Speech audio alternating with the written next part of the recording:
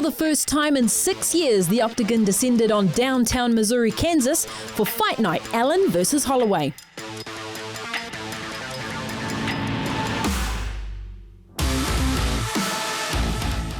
The night began with an absolute shocker decision. That is as bad as I've ever seen. What? And even Dana wasn't impressed. We got a text from Mick that said, if this is how the judging is going to be tonight, we're in for a real night. Lucky for the fans, it was smooth sailing from there. However, wrestling practitioner Daniel Cormier wasn't a fan of Gomez's wrestling. She's so physically strong. Oh, not me. She gets a takedown. I can't condone that. Why not? I can't condone pulling somebody over the top of you until you end up on top. You see? I'm sorry. It worked. I'm sorry, Mike. It works. 90% of the time, you don't end up on top in that position. 90% of the time, it works every time. But Gomez didn't care. There it is. Sets her down, and now Gomes going to work. I mean, that was beautiful. Went to the body, over the top. I was literally about to say she does a weird thing. She tries to evade. It's over. That's punching down Denise Gomes. TKO in round 2. She never got out of the way of the right hand. And when she backs up, she would almost turn away and start to kind of pedal her feet. Denise Gomes followed her up, landed a big shot that put her down, pounced on her to get the finish. 2 men retired, 1 man pretended to retire to wish Mama happy birthday, and 1 man promised never to retire. So I want to make this official announcement. All right, listen, I would never retire in a dump like Kansas City. All right, I look around here, and all I see is a bunch of crack-wearing, Uber Eats driving, Bud Light drinking, down in all the Lincoln Sons of Guns. I never retire, woo! Brandon Royval continued his winning ways and secured a certain $50K with this stunner. Catches him. Nicolau to his back, and now Royval swarming. And now to it. Brandon Raw Dog Royval says he wants a shot at the belt next. That was amazing. Oh my goodness. I mean, he caught him with a shot, Nicolau, and then he gets countered, drops, looks like he's out, and then the follow-up elbows. Man. What a moment for Brandon Royval. And what a statement. He said, I need to make a statement. I want to get what's mine. That being a title shot. Statements don't get much bigger than that. Well, he said that he was going to be ready to weigh in as a backup fighter. You do that, I'm pretty sure they'll agree to it. What a performance by Brandon Royval. Unfortunately for Royval, Edson Barboza turned back the clock to remind everyone who he is. Billy pushing forward. If Billy can keep this pace and keep...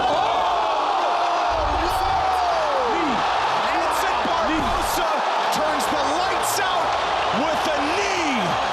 Wow. I mean, that is the danger, the power, and the precision of Edson Barboza. He had him going backwards, and he landed that knee beautiful. Portillo does not know what hit him because it happened that quickly. Kia ora koutou katoa, no mai hara mai ki UFC on Sky. At the weekend, all eyes were on the former featherweight champion Max Holloway as he headlined UFC Fight Night in Kansas City up against Arnold Allen. It was a tough 5-rounder, but Holloway once again proved that he is still a title challenger.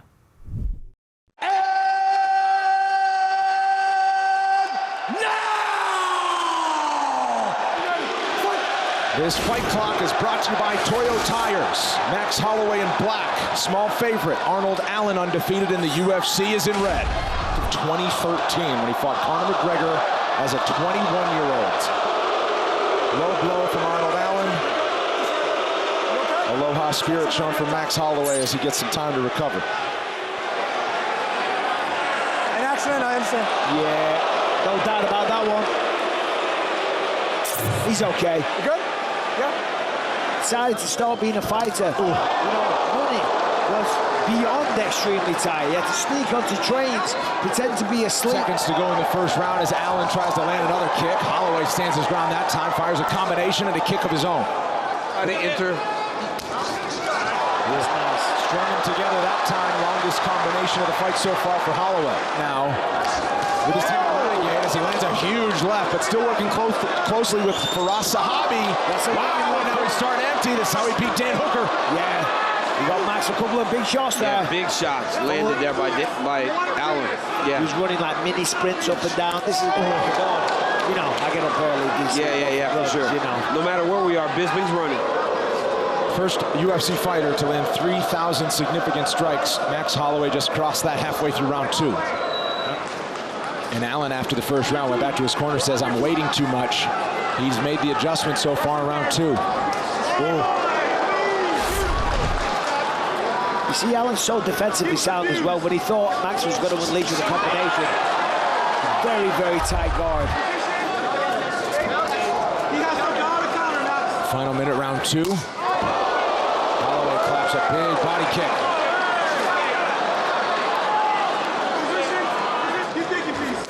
The Holloway corner feels like they have Allen confused a bit with all the stance switches and the kicks. Those body kicks are nasty for Max Holloway.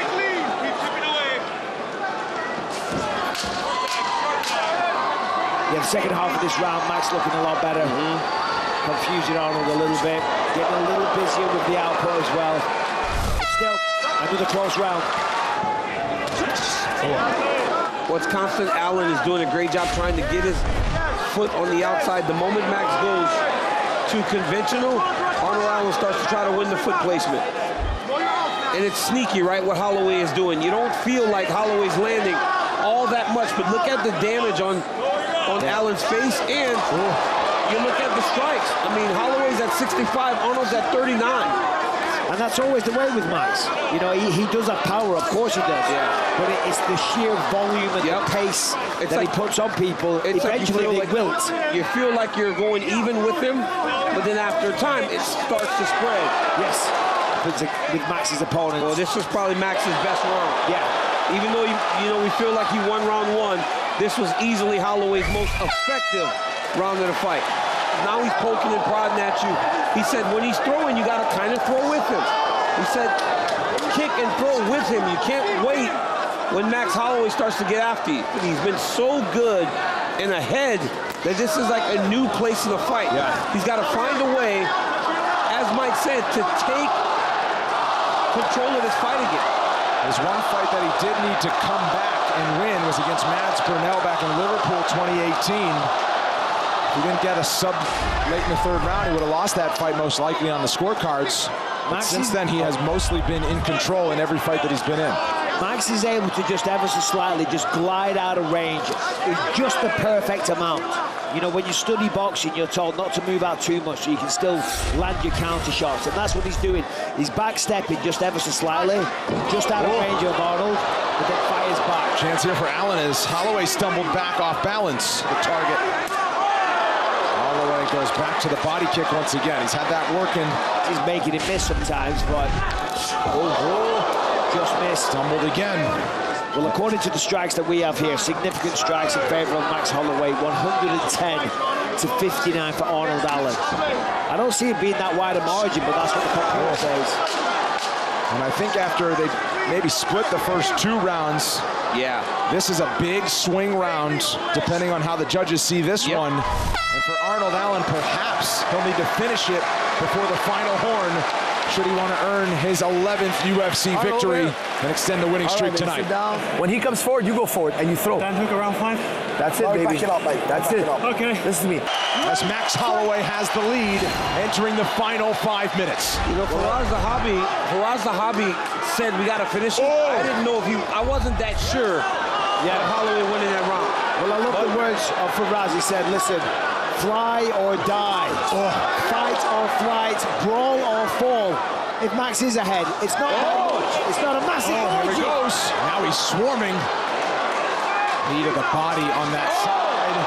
That has some damage, and Holloway with a clean knee up the middle that lands. There's a reason he was the featherweight king for so long. And honestly, Mike, it's not like we're seeing the same guy. Another head kick lands for Allen. Holloway, he's not as skilled offensively, but he just shakes off these shots. So tough to get out of there. Here goes Allen. You can only shake off so many, though. Yeah, bro. Allen is letting it all hang out. Arnold's certainly in this fight. It is very competitive. Another body kick. Allen spills him and then fires a head kick as Holloway returns to his feet. This Final minutes. This is a great round for Arnold. Yes, this aggressiveness has really served Arnold Allen well. Final seconds. Allen with another couple of big shots. And big Allen for a moment. And they swing right to the final horn. Max Holloway and Arnold Allen go the distance with a heck of a lot on the line at 145 pounds. For the winner by unanimous decision, Max Holloway.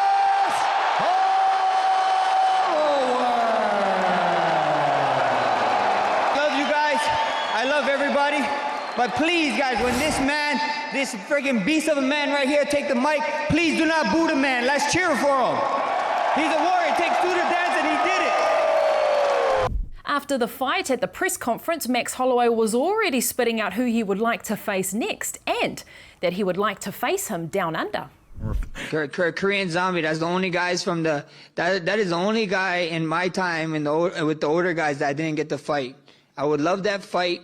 There's a fight in my agent's freaking country, Australia, coming up in, when is it? Australia's supposed to be happening sometime. Australia's supposed to be happening sometime. We don't know when. And if Korean Zombie wants it, he can get it. To New Zealand UFC news, now two-time middleweight champion Israel Adesanya has made no secret that he wants to return to the octagon and he wants to return quickly. Here's the latest. Let me tell you, I said this before, and I'll say it again. At the last press conference in Miami, this guy was already blowing Hunter and the boys up. When's my next fight? When's my next fight? I want to fight again. I want to fight again. I love that about Israel Adesanya. Israel Adesanya wants to fight nonstop, constantly, and he wants to fight everybody. So, yeah, we're working on that, and he'll fight again soon, maybe before the end of the summer. And if you haven't seen on Israel Adesanya's social media, he is saying that a movie of his life is set to be released. Apparently, it's been in production since 2018, and the movie will be released at the Tribeca Film Festival come June, so keep your eyes peeled for that. This weekend, the UFC returns to the Apex for a heavyweight showdown between Sergey Pavlovich and Curtis Blades. But making his debut on this card will be Junior Tafa when he faces Mohammed Usman. And Junior joins us again. Kia ora back, Junior. How is it all going? It's going good. How are you guys? Yeah, good. Look, last time we caught up with you, you were still, training. You hadn't yet gone over to the US. So, over these last couple of weeks, how have preparations been going? Yeah, it's been going good. Just sharpening the tools, getting our finishing up the last bit of camp. So, just now is all the hard work done.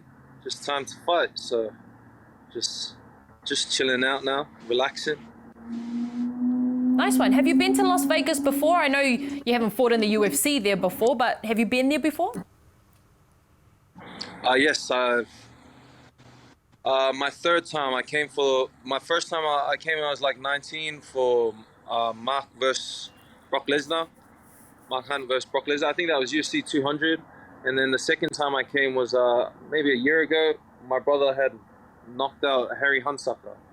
So the third time I'm here, it's my turn. So it's a cool story, That is a cool story. Does it change that vibe for you, knowing that this time you're there for your own UFC walkout? Yeah, a little bit, but I'm just very excited now. It's time to fight. Nice. I know that you're there, you're preparing to fight and do all these, amazing things on debut, but, in the UFC, also comes with media and photo shoots. And how has that side of things been for you? Yeah, I've been stuck doing media since 9 a.m. this morning. It's now 4 p.m. So I've just been, I just finished training here down at the UFC Performance Institute. They got some of the best setups I've ever seen. So, yeah, I'm just tired now.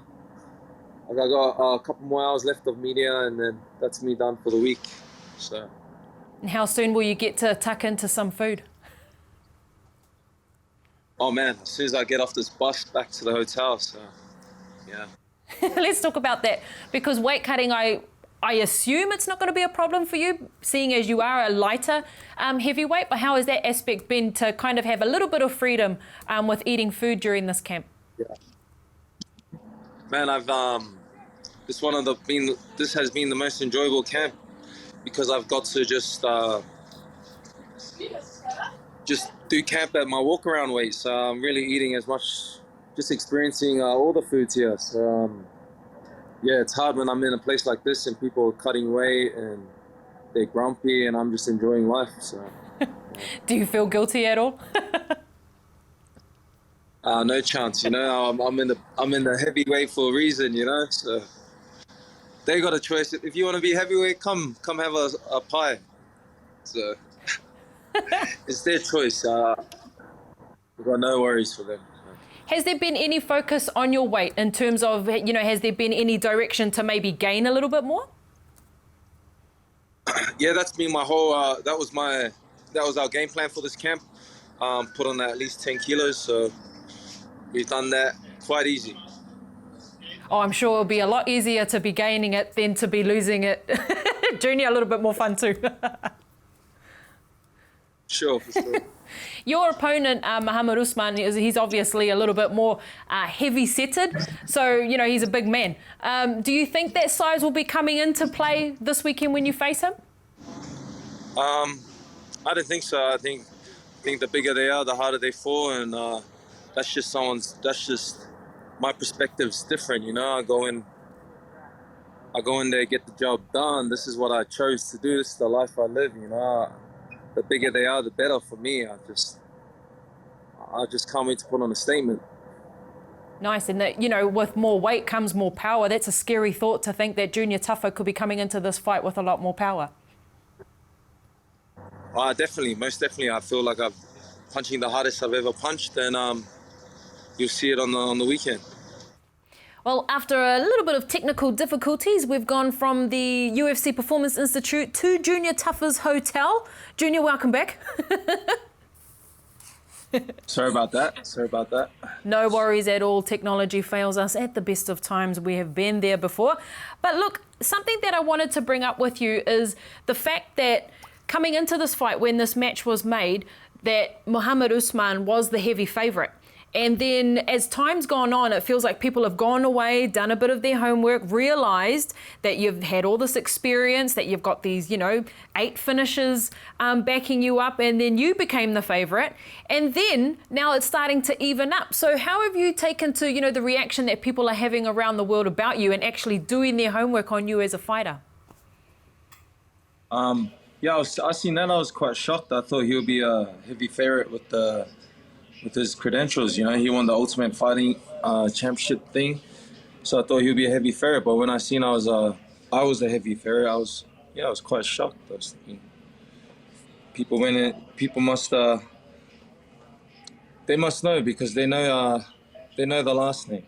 So yeah, that's very true. And as you mentioned, you know, well, we've said Mohammed Usman, he's Kamaru Usman's brother, and your brother Justin Tafa. So I'm not surprised that when people saw your name, they kind of took a double look and thought, oh, yeah, it's another Tafa. We better look into this. And then, you know, then the odds kind of started to change.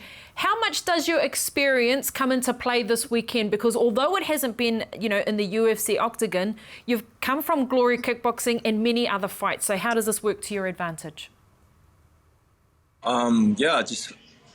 I think with the mental aspect of the fighting, I just feel like I just know how to fight better, you know. I've been fighting bigger, badder dudes since I was a youngin'. So, yeah, I just think I have a full experience in that, and yeah. Obviously, you've been doing your homework on him as well. And, you know, this experience comes into play because you'll be able to kind of adapt to, you know, and see his type of fighting style. Do you expect him to go toe-to-toe with you, or are you expecting him to try some ground game? To be honest, I wouldn't be surprised, because I turned them all into grapplers, you know.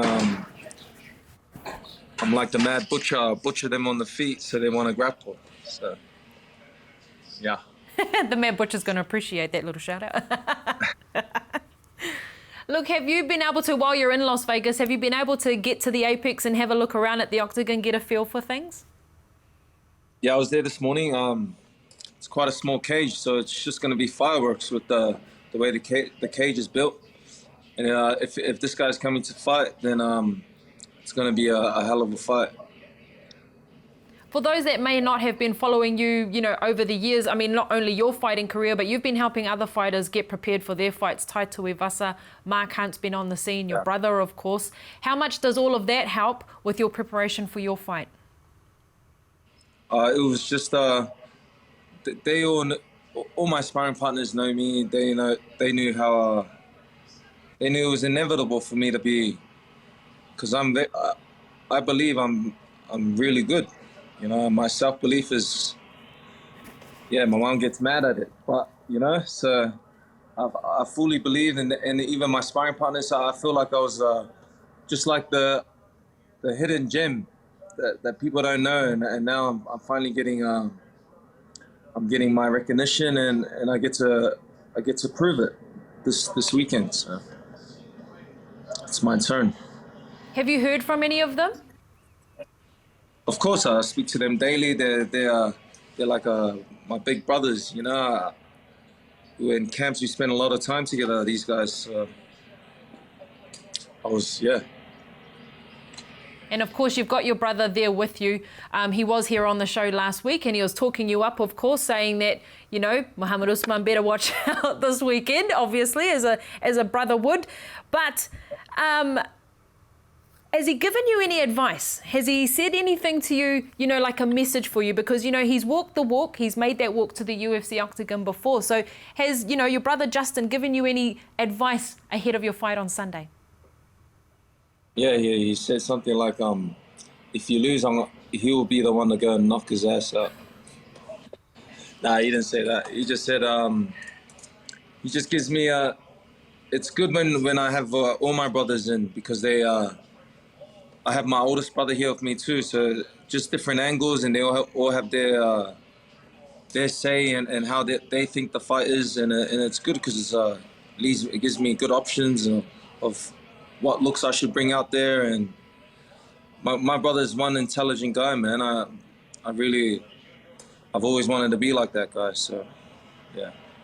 Justin spoke on the show last week about how much of an advantage it is to have, blood relatives around, to have those siblings around, because you get to have honest conversations and you get honest feedback from your training partners. Yeah. So how have you found that aspect, having your, actual blood brothers around you? This is the dream, we envisioned this when no one believed it was possible for us. So while we were sharing the egg noodles around, the yum noodles around, now we're here in Vegas eating the best foods, and it's quite a experience, man. I'm very grateful that I have brothers like this, and just happy. That's blessed. Awesome. Yeah, there's nothing else like it. I don't think anyone else would be able to compare unless they had siblings in the fight game themselves, right? Yeah, it wouldn't be as, man, it's just the best feeling knowing these are my brothers. Where we're experiencing this all together. It's like one of my favorite trips was my last trip in Japan. Me and my brothers out there. It's like, man, I live the dream. I'm living the dream. Very blessed. Nice one. Look, I know that you mentioned in our last kōrero, and so too did Justin, that after this fight, you may go down to light heavyweight, as that is your preferred division. But what would a good win here do for you? What if this fight sets you up in the heavyweight division? Would you consider staying in there? Yes, for sure. I'm open up to anything, but I just would like I have Tai and Justin. I want my brother Justin to have a good run at the title, and I want to be behind him. So I know I can make that weight at 205. So why not? I think I can do it. I just want my brother to have his run, and then maybe I'll come up back to the heavyweight. But I believe I can do both divisions. So yeah. Yeah, nice. There's been a lot of that happening at the moment, people going in between divisions. Yeah, for sure. My brother likes to, he loves to eat, my brother, so yeah, real good. Yeah, he'll be one of the jealous ones looking at you going, oh, look at this guy eating whatever he wants before a UFC fight. No, yeah, 100%. Yeah. Look, before I let you go, Junior, this weekend we are remembering Anzac Day, and for a lot of people around the world, they may not know why we call our Australian and New Zealand fighters in the UFC the Anzacs, and of course it's when we pay homage to the soldiers that served in the war. So I just wanted to get your feelings around Anzac Day and that moment, and you being, given this opportunity to fight during this occasion. Yeah, it's I hope I can represent to the best. It's nothing but the best and nothing but the utmost respect. And lest we forget, shout out to all the veterans out there, and nice and to the ones still serving, and shout out to them. They're the real heroes out there. So. Absolutely. Well said, Junior. Look, thank you so much for your time. 2 locations. We appreciate your time very much. All the very best for this weekend, and know that everyone here in New Zealand will definitely be tuning in for this one. Thank you very much. Appreciate it. UFC Fight Night will be coming to you live and direct from Las Vegas at the Apex this Sunday, so don't miss that. You can catch all the action on ESPN, and of course ahead of Anzac Day. Kei wari tātou, lest we forget. Ngā mihi. Sergey Pavlovich looks to use his thunderous power to turn back former title challenger Curtis Razor Blades. Don't miss UFC Fight Night live only on ESPN+.